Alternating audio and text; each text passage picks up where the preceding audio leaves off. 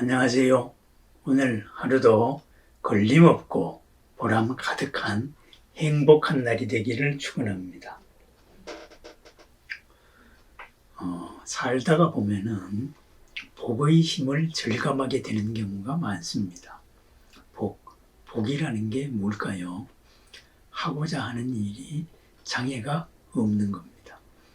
반드시 성공하게 되어 있는데 의외의 변수가 나타나서 그 일이 틀어지는 경우를 우리는 많이 봅니다.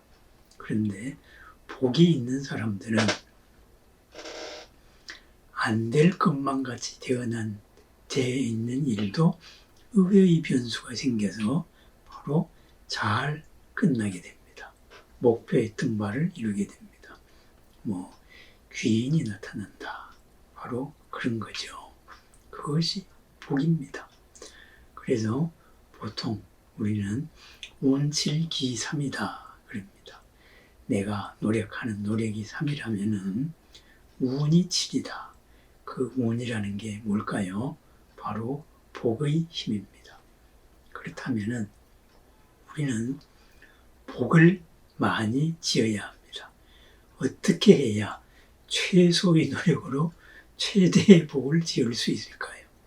복을 짓는 가장 큰 것, 가장 큰 공덕은 무엇이냐? 이것에 대해서 생각해 봅니다. 그렇습니다. 가장 큰 공덕은 가장 큰 사람과 한 마음이 되는 겁니다.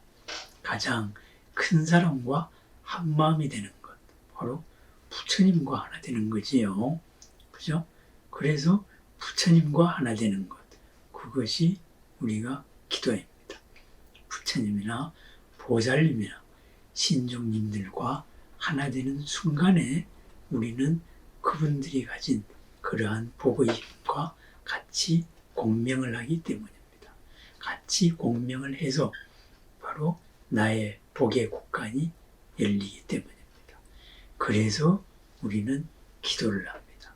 내 갇힌 마음이 열린 마음이 될 수 있도록 기도를 합니다. 내 닫힌 그러한 공덕의 문이 활짝 열리기를 바라는 것입니다. 갖고 있는 모든 능력을 다 쓸 수 있기를 바랍니다. 그것이 새로운 장애에 부닥치지 않기를 바란다. 이거죠. 장애가 왔을 때 그 장애를 슬기롭게 현명하게 뛰어넘을 수 있는 큰 마음, 큰 지혜의 눈을 얻기를 바라봅니다. 그리하여서 지혜의 눈을 얻어서 모든 삼계의 고를 넘어서기를 바랍니다. 그런데 우리가 세상을 살면서 지을 수 있는 복은 무엇이 있을까요? 세상을 살면서 지을 수 있는 복의 가장 큰 원칙이 무엇일까요? 그것이 바로 5계에서 나오는 첫 번째 원칙, 불살생입니다. 계라는 게 무엇일까요? 내가 나를 해치지 않는 원칙입니다. 계를 적극적으로 실현하면은 내가 나를 해치지 않을 뿐만 아니라 내가 나를 이롭고 넉넉하게 만드는 그러한 원칙이다. 이거죠. 그렇습니다. 부처님과의 소통이 아니고 우리 사이에서, 우리 같은 중생들 사이에서의 공덕의 원칙, 그것이 계의 첫 번째가 바로 불살생입니다. 생명을 억압하지 마라. 생명을 죽이지 마라. 그런 원칙입니다. 이러한 원칙에서 파생되어 나온 나머지 큰 원칙들, 그것이 훔치지 마라, 음행을 하지 마라, 거짓말을 하지 마라, 그리고 술과 같은 중독에 빠지지 마라. 이런 5계가 될 것입니다. 5계에서 가장 큰 첫 번째, 바로 불살생입니다. 살생을 하면은 어떻게 될까요? 내가 남의 생명을 억압을 하면은 어떻게 될까요?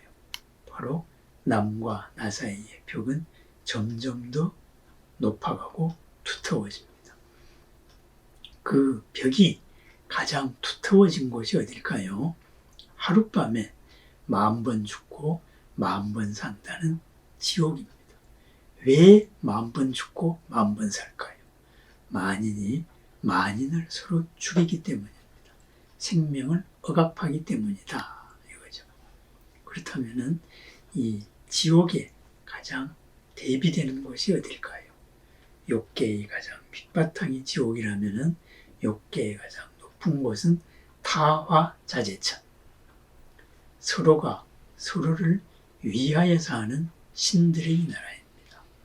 내가 하는 노력이 남에게 쓰이기를 바라고 남이 한 노력을 내가 잘 쓰기를 바라는 그러한 신들의 세상, 그것이 타화자재천입니다. 그렇습니다. 서로의 벽이 없어지는 사회, 서로의 벽을 낮추려고 하는 그러한 사회, 그것이 타화자재천입니다. 그렇습니다. 복의 첫 번째 원칙, 내가 나를 이롭게 하는 첫 번째 원칙이 바로 불살생입니다. 생명을 직접 죽이는 것만이 살생이 아닙니다. 생명의 기운 자체를 죽이는 것입니다. 어떤 한계 속으로 가두려고 하고 무엇으로서 규정해서 그 가능성을 꽃피우지 못하게 하는 것이 살생입니다.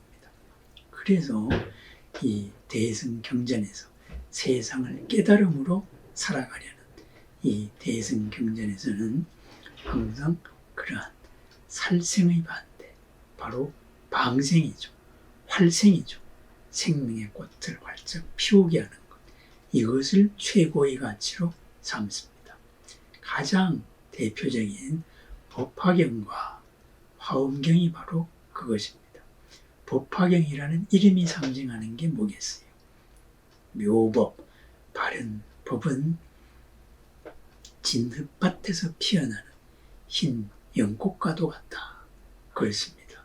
이 번뇌 가득한 세상, 탁한 번뇌로서 힘든 세상, 고의 바다, 고해에서 바로 연꽃과도 같이 물들지 않고 자신이 가진 생명 가치를 온전히 피어내기를 바라는 가르침입니다.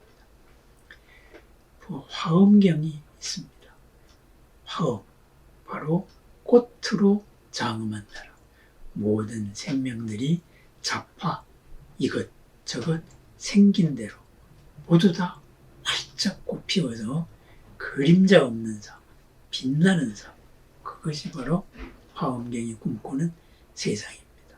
그렇다면 생명이 생명의 꽃을 활짝 피우는 것, 이것이 바로 대승경전, 보살경전, 깨달음으로 살아가려는 내용의 으뜸되는 가치가 될 것입니다.